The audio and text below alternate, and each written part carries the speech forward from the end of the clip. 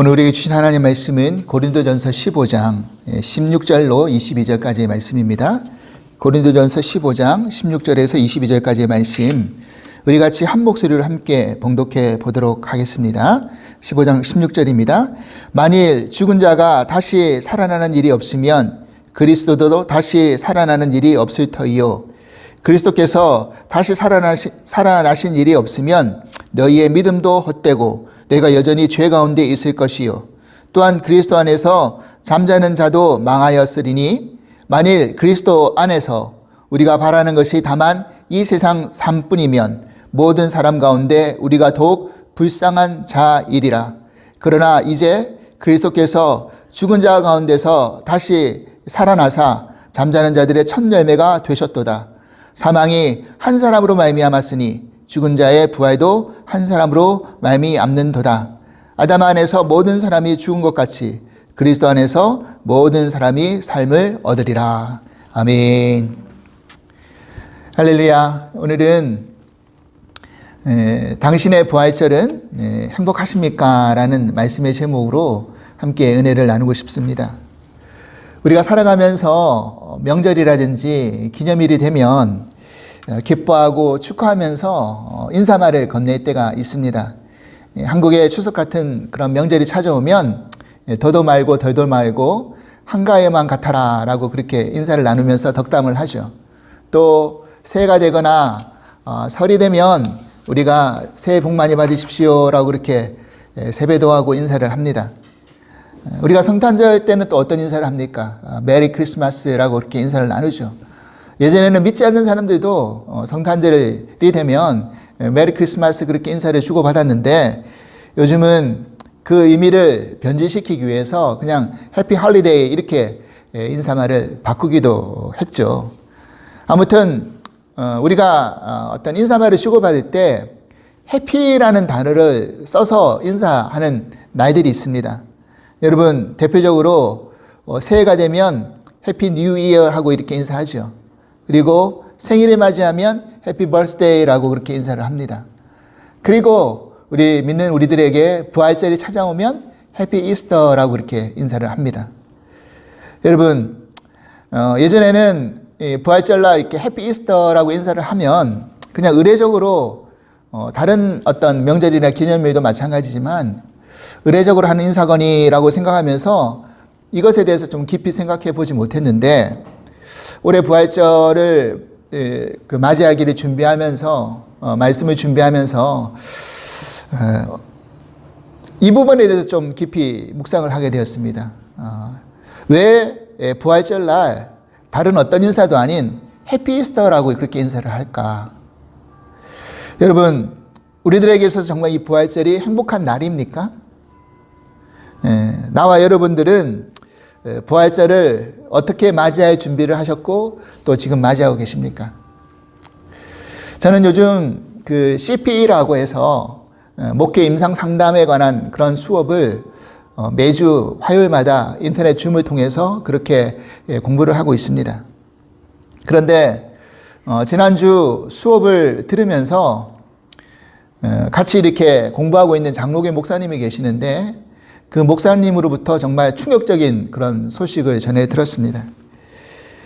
본인의 친한 친구 동료 목사님이 불과 며칠 전에 스스로 목숨을 그렇게 끊었다라는 이야기를 전해 주시더라고요.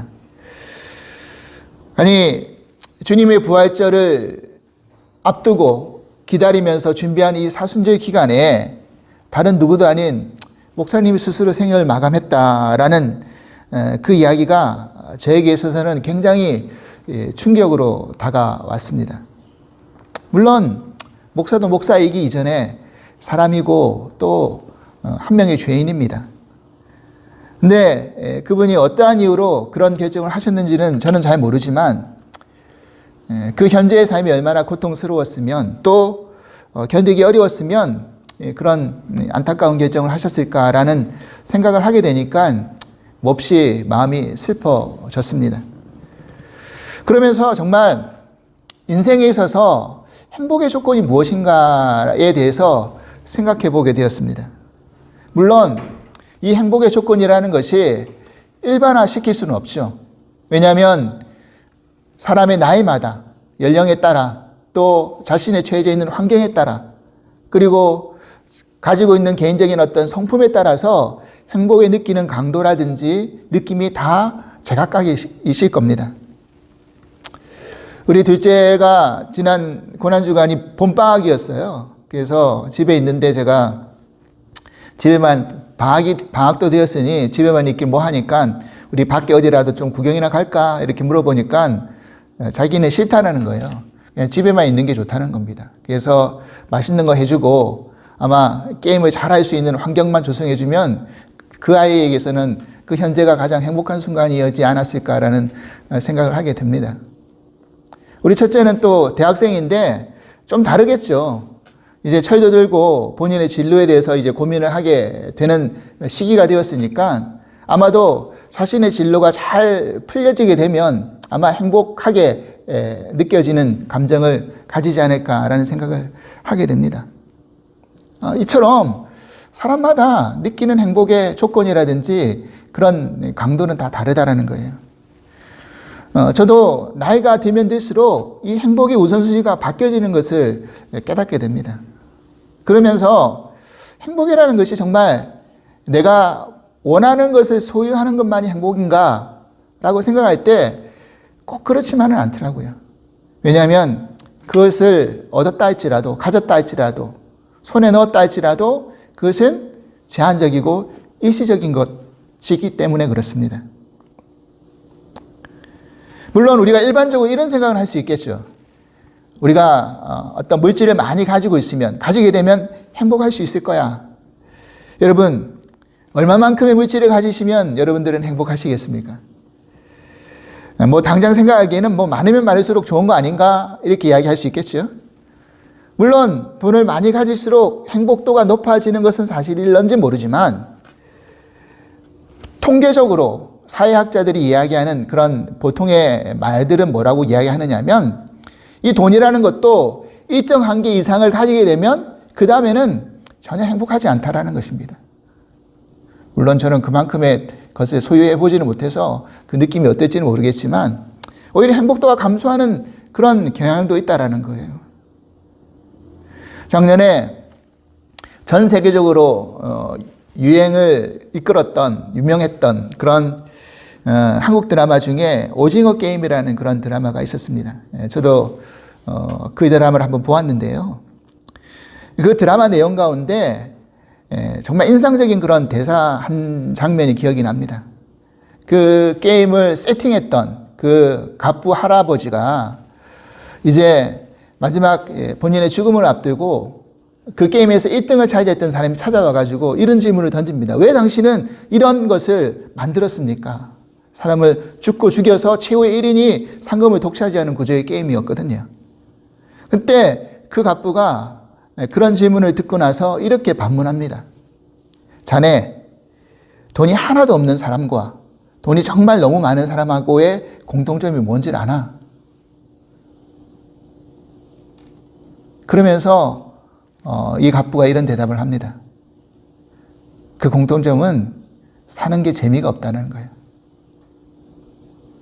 돈이 하나도 없는 사람도 그렇고 돈이 너무 많은 사람도 사는 게 재미없다는 거예요. 그래서 자신이 그런 잔인한 게임을 세팅해가지고 직접 참여하면서 그런 어떤 익사이팅한 그런 감정을 느끼게 되었다. 그런 이야기를 하는 것입니다. 그 이야기를 들으면서 참 일리가 있는 말이다라는 생각을 하게 되었습니다. 저는 이 말씀을 준비하면서 굉장히 흥미로운 연구 결과를 하나를 알게 되었습니다. 하버드 대학에서 연구하고 2010년에 발표했던 그 책 중에 행복의 조건이라는 그런 책이 있습니다. 이 책의 연구를 담당하면서 이어왔던 조지 베일런트 교수가 행복하고 건강한 삶에도 법칙이 있을까라는 그런 질문을 가지고 하버드 대학 연구팀이 계속 연구를 해왔다는 것이죠. 그래가지고 1930년대 말부터 이 연구가 시작이 되었답니다. 그래서 그 당시 하버드 학부 2학년 학생들 268명의 그런 샘플을 뽑았고 그리고 그 반대 대조군으로 정말 사회 저 극빈 그런 계층의 계층의 사람들의 그런 어떤 대상을 뽑아가지고 연구를 같이 시작했다라는 거예요. 그래서 꼭 2년에 한 번씩 만나가지고 본인의 삶이 어떻게 바뀌었는지, 또 어떤 가치관으로 살아가고 있는지, 어떤 변화가 있었는지 이런 설문조사를 계속 남기면서 그 데이터를 계속 축적시켰습니다. 그래가지고 73년 동안 연구를 이어왔는데 그 연구의 마지막 결론을 이제 2010년도에 책으로 내어놓은 것이었습니다. 근데 그 결론이 뭐였냐면, 행복이라는 것은 사람의 힘으로 통제할 수 있는 그런 7가지의 행복의 조건이 있는데, 그 7가지 행복의 조건을 50대 이전에 얼마나 내가 갖추고 있느냐에 따라서 행복의 정도가 달라질 수 있다라는 그런 결론을 내어놨다는 것입니다. 그러면 그 7가지 행복의 조건이 뭔가? 그 책에서는 이렇게 이야기합니다.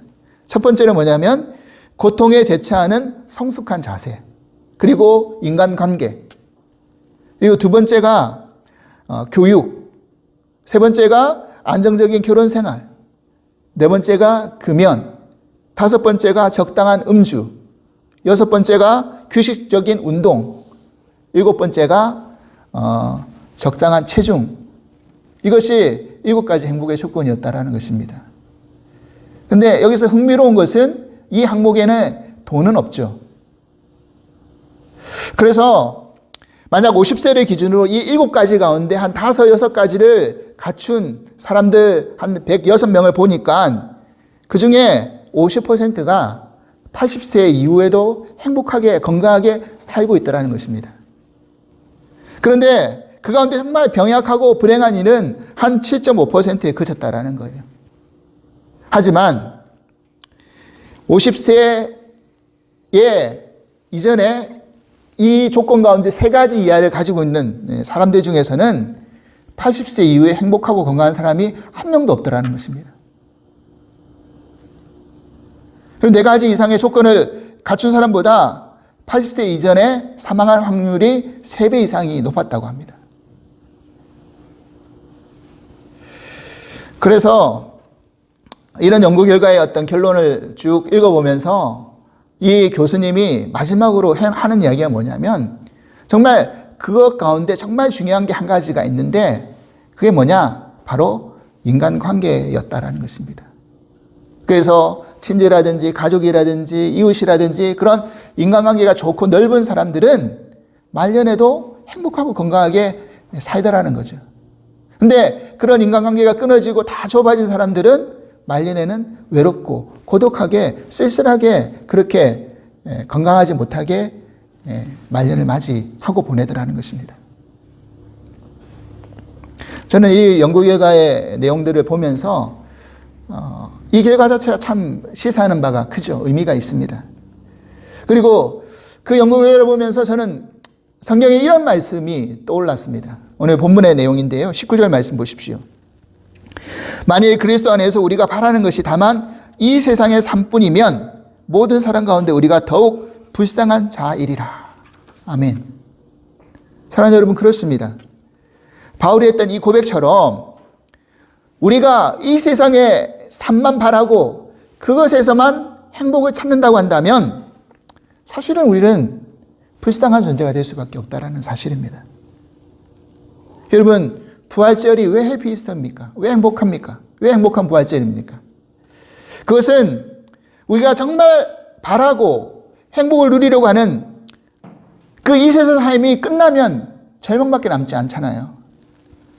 그런데 그 절망을 이기고 그 죽음을 이기고 우리들에게 부활이 있다는 것을 알려주셨기 때문에 행복한 거죠. 17절 18절 말씀 보십시오. 그리스도께서 다시 살아나는 일이 없으면 너희 믿음도 헛되고 내가 여전히 죄 가운데 있을 것이요 또한 그리스도 안에서 잠자는 자도 망하였으리니. 우리가 그리스도로 인하여 죄사함 받지 못하고 죄 가운데 있어 살게 되면 거기에서 일어나고 있는 지구촌 곳곳의 어떤 사건들을 보십시오. 어떤 일들이 일어나고 있는지. 우리가 지난 사순절 기간 동안 죽음에 이르는 죄에 관한 말씀을 계속 나누면서 함께 은혜를 나누었는데 결국 우리가 죄 가운데 있으면 마지막은 사망에 이를 수밖에 없다라는 사실입니다. 그리고 그 사망이라는 것이 사람에게 있어서는 절망이죠. 더 이상 뭐가 기회가 없잖아요. 우리가 죽는다고 한다면 더 이상 기회는 없으니까 절망밖에 없습니다. 하지만 성경에서는 우리에게 또 다른 소망의 소식을 알려준다는 것입니다. 20절 이하 말씀 보십시오. 그러나 이제 그리스도께서 죽은 자 가운데서 다시 살아나사 잠자는 자들의 첫 열매가 되셨도다. 사망이 한 사람으로 말미암았으니 죽은 자의 부활도 한 사람으로 말미암는도다. 아담 안에서 모든 사람이 죽은 것 같이 그리스도 안에서 모든 사람이 삶을 얻으리라. 아멘. 할렐루야. 여러분, 이것보다 기쁘고 행복하고 소망의 일이 어디 있겠습니까? 그런데 우리가 여기서 한 발 더 나아가서 중요한 것은요, 우리가 다시 살아났는데 다시 살아난 삶이 여전히 고통이 해결되지 않고 고통의 연속이라고 한다면 다시 살아나고 싶겠습니까? 그건 아니잖아요. 한편으로는 이런 복잡한 문제가 마치 리셋 버튼 하나 누르면 처음부터 다시 시작 해서 깨끗이 지워져 가지고 다시 시작할 수 있는 것이 부활이었으면 참 좋겠다, 이렇게 여겨질 수도 있을 것입니다. 그런데 우리가 생각하는 그런 부활이 아니라는 것입니다. 여러분, 우리가 육신이 죽고 나서 육신의 부활도 중요하지만 현재 우리가 살아있는 동안 우리의 삶 속에서 일어날 수 있는 일상의 부활도 너무너무 중요하다는 거죠. 16절 말씀 다시 한번 보십시오. 만일 죽은 자가 다시 살아나는 일이 없으면 그리스도도 다시 살아나신 일이 없을 터이요. 여기서요, 죽은 자가 다시 살아나는 일이 없다 했을 때 이 죽은 자라는 이 헬라어 단어가 네크로스라는 그런 단어로 쓰여지는데 두 가지 용법이 있답니다. 이 단어가 명사형으로 쓰여질 때와 형용사형으로 쓰여질 때 의미가 달라지는데, 명사형으로 쓰여지면 살아있다가 죽은 것을 말하는 것이고요, 형용사형으로 쓰여지면 살아있지만 죽은 상태를 말하는 것입니다. 그러니까 여기서는 형용사형으로 쓰여진 거예요. 살아있으나 죽은 상태라는 것입니다. 여러분, 성경에 비슷한 예가 있잖아요. 그 탕자의 이야기를 보십시오. 누가복음 15장 24절 말씀, 그 말씀 한번 보십시오. 이 내 아들은 죽었다가 다시 살아났으며 내가 잃었다가 다시 얻었노라 하니 그들이 즐거워하더라. 여러분, 이 탕자가 아버지 품에 떠나면 어떻게 됩니까? 아버지의 관계가 끊어짐으로 말미암아 죽은 거나 다를 바가 없는 거죠. 관계적인 죽음이죠. 근데 그 아들이 다시 아버지 품으로 돌아오니 어떻게 된 겁니까? 관계가 회복되고 다시 살아난 것입니다. 여기서도 형용사형 네크로스로 쓰여진 겁니다. 또 하나 예가 있잖아요. 요한계시록 3장 1절 말씀, 4대 교회에 대한 이야기를 나눌 때 이렇게 이야기했습니다. 요한이요, 사대 교회의 사자에게 편지하라. 하나님의 7영과 7별을 가지신 이가 이르시되 내가 내 행위를 아노니 내가 살았다 하는 이름을 가졌으나 죽은 자로다. 너가 살았다라는 이름을 가졌지만 너는 죽은 자야. 사대교회 교인들에게 향해서 이야기한 겁니다. 여러분, 소아시아 7교회를 설명하면서 사대교회의 특징이 바로 이런 특징을 가지고 있다라고 이야기한 거죠. 그러니까 예수 그리스도께서 부활하신 이유 가운데 하나는 뭐냐? 현재 우리가 죽어있는 그 상태를 살리시기 위해서 부활하신 것입니다. 여러분, 아담이 죄로 말미암아 하나님의 관계 단절로 우리는 다 죽은 상태가 되어버렸죠. 그런데 예수님께서 그런 우리를 위해서 대신 죽으시고 살아나심으로 우리와 하나님 관계가 다시 회복되어지고 생명을 얻게 된 것이죠. 이제는 하나님과 우리 관계가 죽은 관계가 아니라 살아있는 관계가 되어서 우리가 지금 믿음 생활을 하고 있게 되는 것이죠. 앞서 저는 하버드 연구팀이 인간의 행복의 조건 가운데 가장 중요한 것 중에 하나가 원만한 인간 관계에 달려있다라고 말씀을 드렸습니다. 여러분, 우리들이 관계에 맺을 수 있는 여러 가지가 있지만 세상 사람들하고 믿는 우리들이 다른 게 또 하나가 있죠. 그게 뭡니까? 바로 하나님과 우리와의 관계성에 대한 이야기입니다. 이 관계의 회복이 정말 1순위가 되어야 되는 것이죠. 그리고 그 다음이 아마도 나의 가족, 나의 이웃과의 관계일 것입니다. 여러분, 우리가 현재 오늘 맞이하고 있는 이 부활절이 행복한 부활절이 되기 위해서는 주님이 무엇 때문에 부활하셨고 그 부활하신 이유를 분명히 깨닫고 현재 우리의 삶 속에서 죽어져 있는 관계가 다시 회복되어지는 그런 은혜가 있기를 간절히 소망합니다. 톨스토이의 유명한 그 소설 단편성 가운데 여러분 읽어보셨을 것입니다.